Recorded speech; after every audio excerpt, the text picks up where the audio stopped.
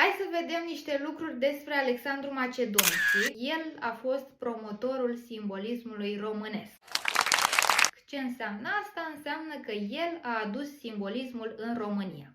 Dacă mă întreb cum anume l-a adus, el a studiat în Franța, trimis de către tatăl lui, care a fost de asemenea un om politic foarte important pentru societatea noastră.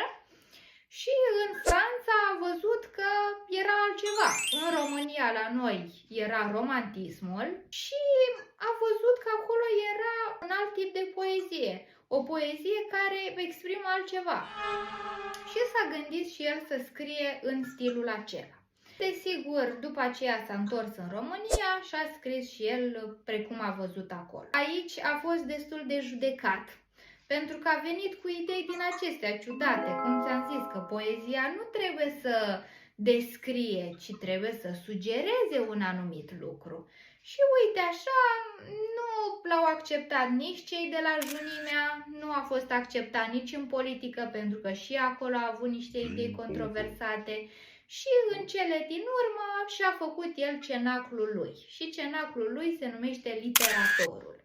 Și acolo la Literatorul veneau niște tineri scriitori care nu erau acceptați la Junimea și care voiau și ei să se inițieze în ale literaturii.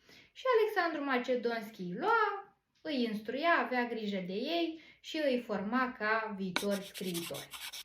Deci Alexandru Macedonski este un nume foarte important pentru societatea noastră și în special pentru acest curent literar, pentru simbolism.